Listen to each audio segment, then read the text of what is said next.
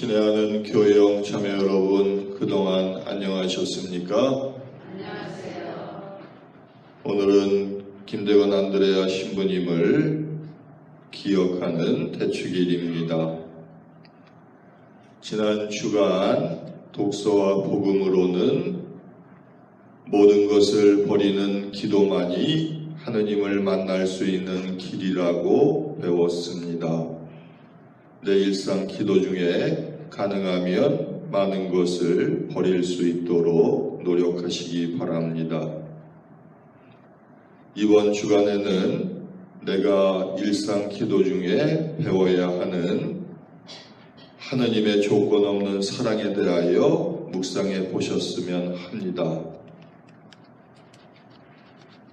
사람은 누구나 사랑하면서 기쁨과 희열을 느끼기도 하지만 상처도 많이 받습니다. 사랑은 이런 양면성을 가지고 있는 거죠.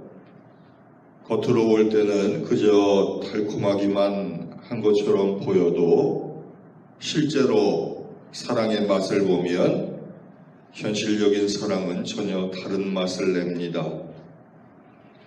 그래서 사랑을 하면 할수록 상처가 쌓입니다.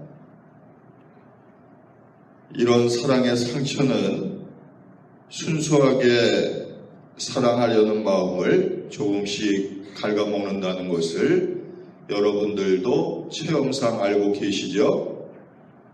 여러분들 대부분 다 배신 당해봤죠? 배신 당한 다음에 새로운 사랑이 쉽게 됩니까?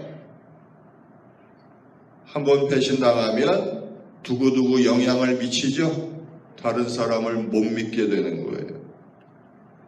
그래서 상처가 이런 장애물들을 만들어서 인격적인 관계를 방해해요. 그래서 맨 처음에 한 사람은 그렇지 않았지만 그 다음부터는 완전히 서로 믿는 사랑이 어려워지는 거예요.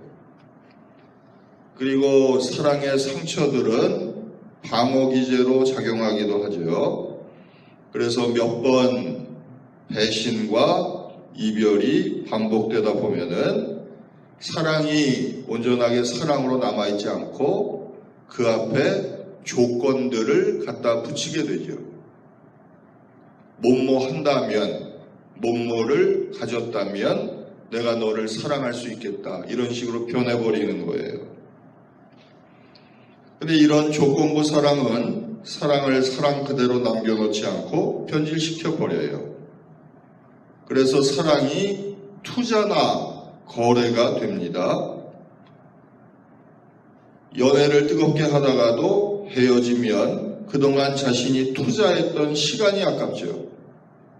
선물했던 물건들을 돌려받고 싶어져요. 그리고 본전 생각이 나죠. 내가 그동안 썼던 돈들. 아까워서 미치겠죠. 그래서 속상해하는 사람이 한둘이 아니지 않습니까? 사랑했으면 사랑한 것으로 끝나는 것인데 그렇게 안 돼요. 왜?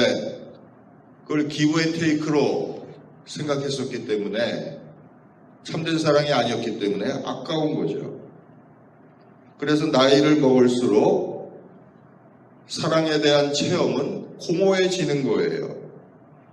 부부 사이의 사랑도 부질없는 짓이 되고 목숨보다 귀하게 사랑했던 자식들도 나이를 먹으니까 어떻습니까? 이제 다 소용없죠. 사랑이 망가져 버렸어요. 근데 문제는 뭡니까? 자신이 이렇게 자기 사랑을 파괴해 놓고도 내 사랑이 왜 망가졌는지 깨닫지 못하는 거예요. 이처럼 우리 사랑은 이런저런 조건 때문에 좌절을 겪습니다. 그리고 그 좌절에서 일어서지 못하고 자기 사랑을 망가뜨린 대로 살아갑니다. 그래서 우리 주변에는 더 이상 영원한 사랑을 믿지 않고 참된 사랑도 꿈꾸지 않는 사람들이 너무나 많아졌어요. 그러나 기도를 제대로 하는 사람은 일상 기도에서 하느님의 무조건적인 사랑을 체험하게 됩니다. 하느님께서 나를 사랑하시는 일에 조건을 달지 않으신다는 것을 깨닫지 못하면 그것은 기도가 아니에요. 어떻게 보면 이것을 깨닫기 위해서 기도하는 겁니다. 그래서 제대로 기도하는 사람은 자신을 배신한 사람, 내가 미워하는 원수도 기도하면서 조건 없이 그들을 사랑하시는 하느님 섭리 안에서 이해하게 되는 거예요. 그래서 원수를 사랑하는 일이 현실 안에서는 불가능하지만 기도 안에서는 가능한 거예요. 근데 우리 기도를 보면 어떻습니까? 기도 중에 사랑이 증진되지가 않아요. 그러니까 가짜 기도를 바치고 있는 거예요. 원래 제대로 기도를 바치면 미움이 줄어들고 조금 사랑이 늘어나야 돼. 이렇게 참된 사랑이 무엇인지 배우는 것이 일상 기도의 신비인데 그런 기적이 일어나지가 않아요. 그건 기도를 잘못하고 있는 거예요. 어떻게 기도를 할수록 메말라갑니까? 그럴 수는 없는 거죠. 회복이 돼야 될 거 아니에요. 여러 가지 어려운 일이 생겨서 분심도 들고 복잡한 마음도 들고 시달릴 수는 있죠. 그러나 사랑의 조건을 달거나 사랑이 줄어드는 것은 기도를 통해서 하느님의 사랑을 배우는 기도가 아니에요. 오늘 축일을 보내는 김대건 신부님도 생각을 해보십시오. 얼마나 선의를 가지고 좋은 마음으로 이 땅에 복음을 전하려고 하셨겠어요.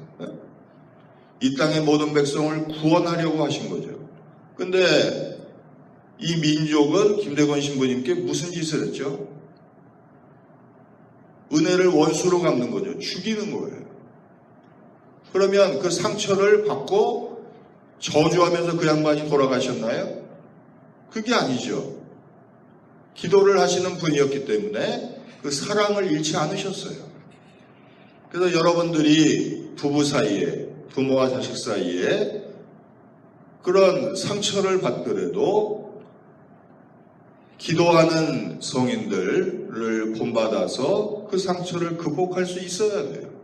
안 그러면 여러분들은 가짜 사랑에 속아서 진짜 사랑을 포기하는 멸망의 길로 가게 된다는 걸 잊지 마시기 바랍니다. 그럼 이번 주간 독서와 복음 묵상을 통해서 내 일상 기도가 내 고갈된 사랑을 다시 회복시키는 시간이 되고 있는지 살펴보시기 바랍니다.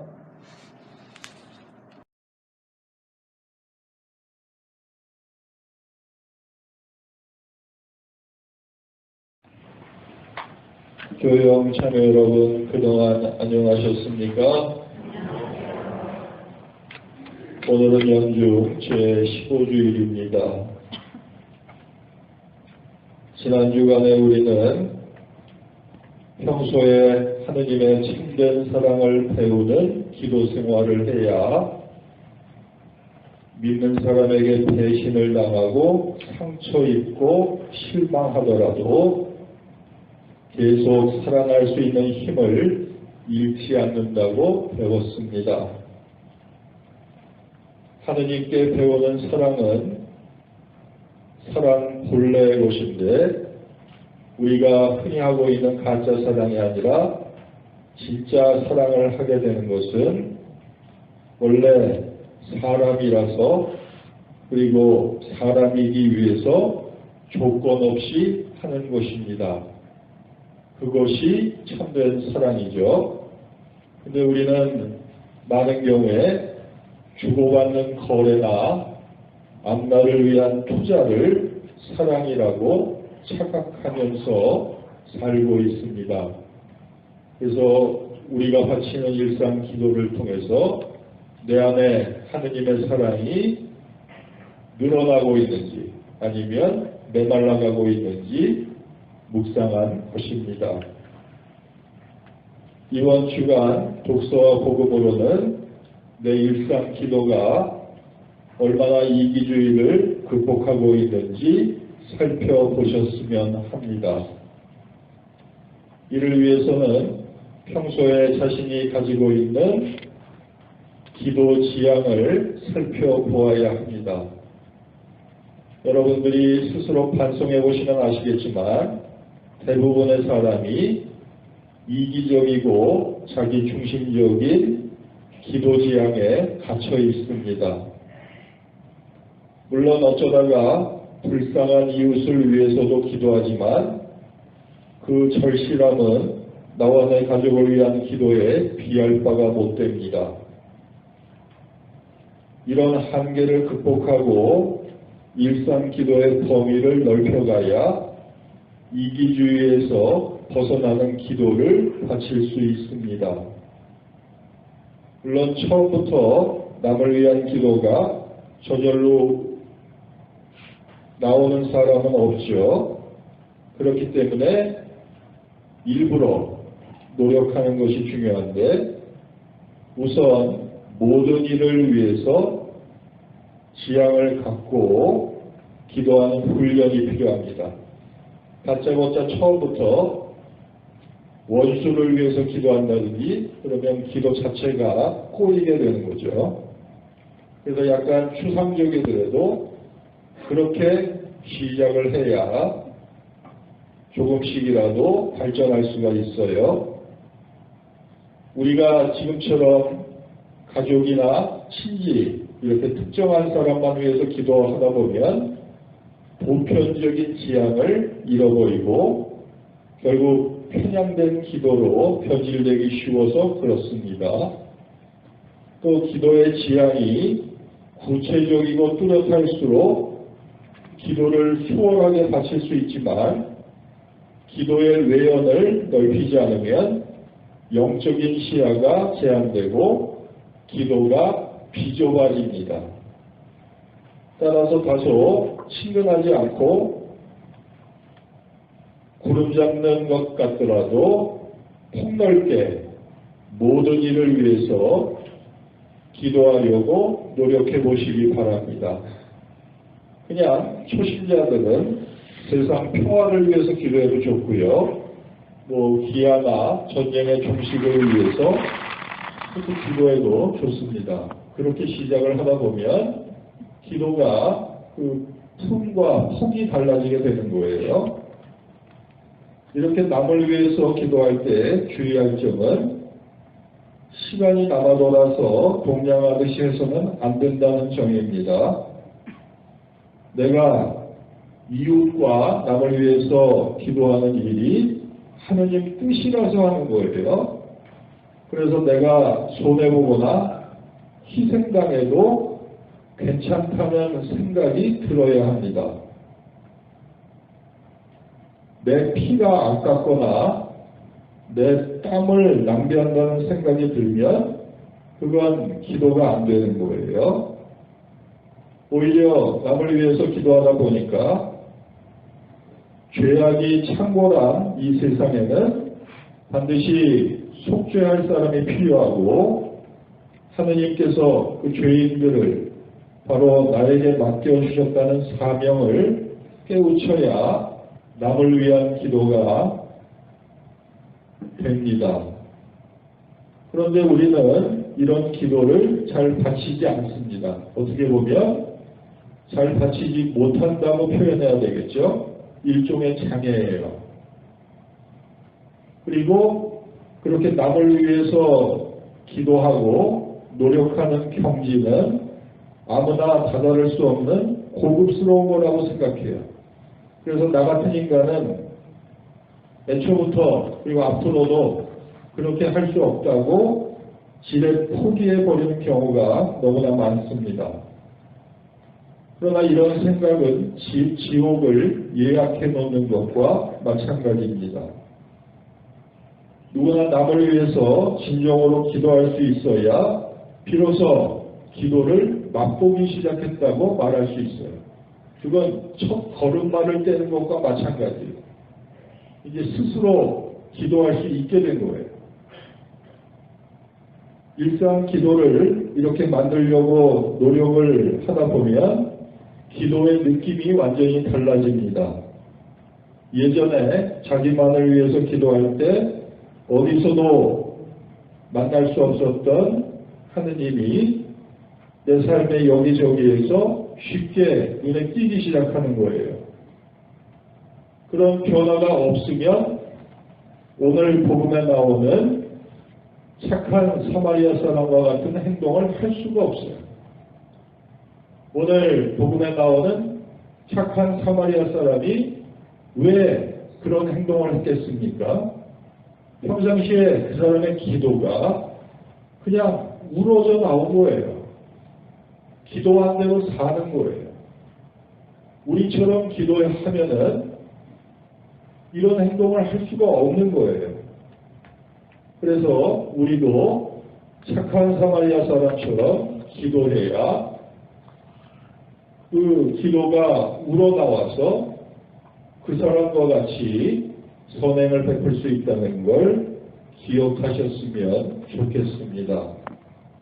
그럼 이번 주간 독서와 복음을 통해서 내 일상 기도가 이기심을 얼마나 극복하고 있는지 살펴보시기 바랍니다.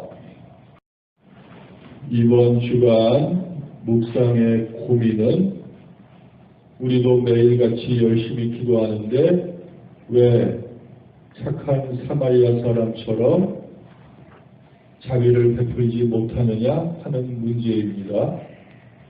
그러면 내 기도가 선행으로 연결되지 않는 이유가 있겠죠. 그 중에 하나가 무엇이라는 겁니까? 이타적인 기도를 바치지 못하고 이기적인 기도나 바치기 때문에 그렇다는 거예요. 그러니까 우리가 기도할 때 자기 속셈을 잘 들여다보면 착한 사마리아 사람이 아니라 강도의 심보를 지니고 있을 수도 있어요. 그래서 우리가 길 가다가 강도 만난 사람이 쓰러져 있으면 뭐 강도가 흘리고 한 게 없나 주머니를 좀 뒤져보고 그럴 수도 있어요. 뭐 국물이라도 얻어먹으려고 그런 마음으로 기도하다 보니까 이기적인 사람이 되고 착한 사마리아 사람과 같은 선행을 베풀지 못하면서 살고 있는 거예요. 그래서 내 기도를 들여다봐야 돼요. 그래서 오늘 우리가 공부한 건 착한 사마리아 사람의 선행이 아니에요.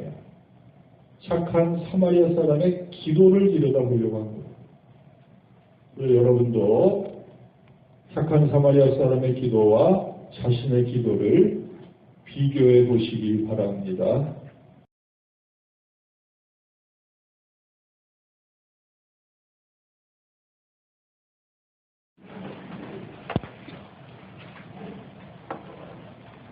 교영 참여 여러분 그동안 안녕하셨습니까? 오늘은 연중 제17주일입니다. 지난 주간의 한 우리의 묵상은 나도 열심히 기도하는데 왜 착한 사마리아 사람처럼 선행을 베풀지 못하느냐 하는 고민에서 출발합니다.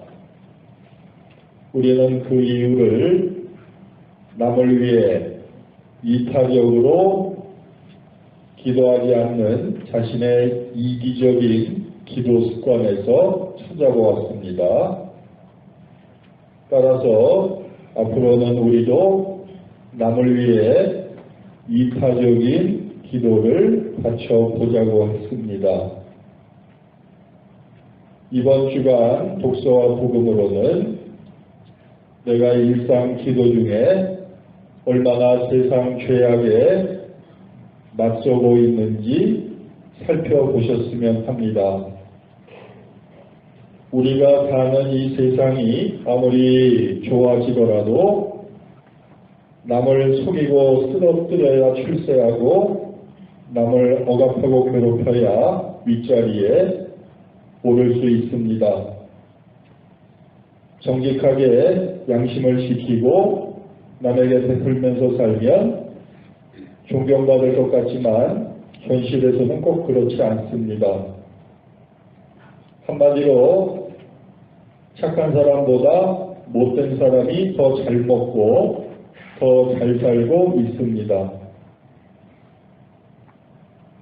이런 한국에서 양심이 있는 신앙인이라면 차마 범죄는 행할 수 없지만 조금만 비겁해지면 그나마 자기 밥그릇은 지킬 수 있다고 생각할 수 있습니다.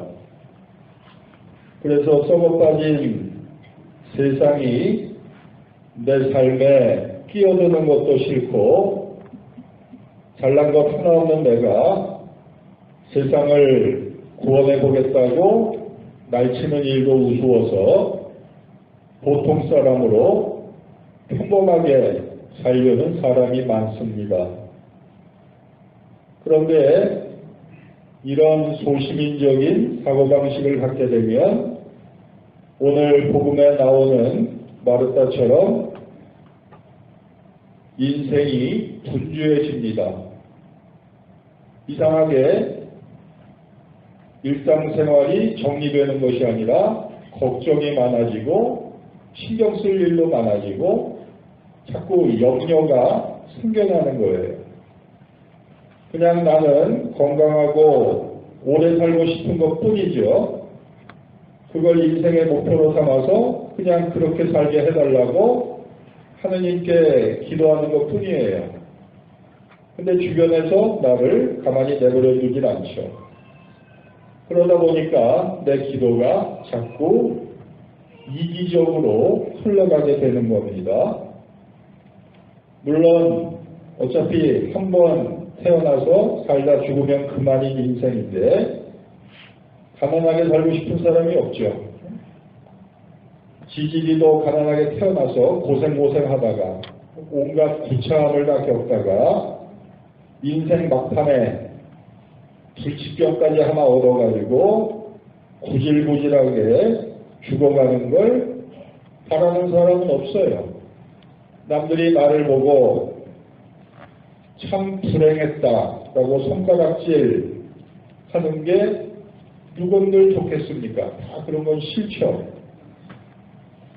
기왕이면 나이를 먹어갈수록 가세도 넉넉해지고 자손들도 번창해서 오랫동안 그런 것을 누리고 싶어 하죠. 그래서 요즘은 40살, 50살만 먹은 사람들이 모이더라도 주로 무슨 대화를 나눕니까?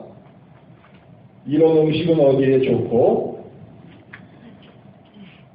어떤 운동이 무슨 병에 좋은지 그리고 동네에 병원이 하나 생겼는데 그 의사가 뭐 용하다느니 어쩌니 또 새로 나온 무슨 약이 뭐에 좋다느니 하는 이야기들이 줄을 이루게 되는 거예요. 건강에 대한 정보가 빠지지 않아요. 그 사람의 사고방식이 그런 거죠. 우리의 생각이 그런 거예요. 그러니까 우리 일상 기도도 이런 생활의 흐름을 따라가고 있어요. 근데 한번 생각해 보시기 바랍니다. 바로 내 옆사람이 억울한 일을 당하고 누명을 뒤집어 썼는데도 절대로 남의 일에 끼어들지 않는다는 자기 원칙만 되뇌이며 수수방관하는 것이 행복합니까? 아니면 남들이야 굶어 죽든지 말든지 나 혼자 항상 해맑은 미소를 잃지 않는 것이 건강입니까? 또 나라가 멸망하든지 인류가 멸종되든지 곱디 고운 마음을 유지하는 것이 기쁨입니까? 아니면 가엾은 생명이 짓밟히고 파괴되는 현실을 애써 외면하면서 알뜰하게 자기 생활만 바꾸는 것이 평화를 지키는 일입니까? 이렇게 자기 건강과 가족의 안위는 기도 중에 챙기면서 세상 다른 모든 것들을 위해 기도하지 않게 되면 가장 중요한 삶의 요소를 망각하게 되는 것입니다. 이 시점에서 우리는 평소에 내가 무슨 일이 일어나도 나 하나만 잘 먹고 잘 살면 된다고 기도하지 않았는지 생각할 수 있어야 돼요. 그런 기도는 사람다울 수 없습니다. 무조건 건강하게 오래 산다고 해서 구원이 보장되는 것이 아니죠. 인격이 완성되는 것도 아니에요. 오히려 오랫동안 죄만 지어서 찌든 인생이 되는 경우가 많아요. 기도를 열심히 했는데 왜 인생이 그렇게 됐겠어요? 그렇게 살아서 그렇게 된 겁니다. 지금까지 살펴본 대로 어떻게 해서든지 가능하면 내 삶에서 더러운 꼴 안 보려고, 사나운 꼴 안 보려고, 그냥 평범하게 보통 사람으로 살고 싶어 했는데 어떻습니까? 여태까지 경험으로 알고 계시죠? 세상 죄악이 여러분을 내버려 둡니까? 도망가는 건 한계가 있는 거예요. 도망간다고 해결이 되는 게 아니에요. 숨는다고 숨을 수 있는 게 아니에요. 따라서 더 이상 도망갈 수 없고 내 인생을 언젠가는 걸어야 하는 상황이 오는 거예요. 그런 시점이 오면 오늘 복음에 나오는 마리아처럼 예수님께 자기 시선을 고정하고 악마와 맞서야 됩니다. 그게 예수님 발치에 앉아있는 이유예요. 그래야 남을 위해 기도할 수 있고 선행을 베풀면서 사는 인간일 수 있게 되는 거예요. 그때에도 악마를 피해서 도망가려고만 하면 결국 악마와 한 통속이 된다는 사실을 기억하셨으면 좋겠습니다. 그럼 이번 주간 독서와 복음을 통해서 내 기도가 얼마나 이기적인지 살펴보시기 바랍니다. 지난주에 우리가 묵상한 내용은 무엇입니까? 우리가 왜 착한 사마리아 사람처럼 남을 돕지 못하느냐 하는 고민이죠. 그래서 이번 주에 한 고민은 뭐예요? 왜 내 기도가 이기적인가 하는 것이에요. 그래서 남을 위해서 진심으로 기도할 줄 모르는 자기 자신을 이번 주간 독서와 복음으로 반성해 보시기 바랍니다.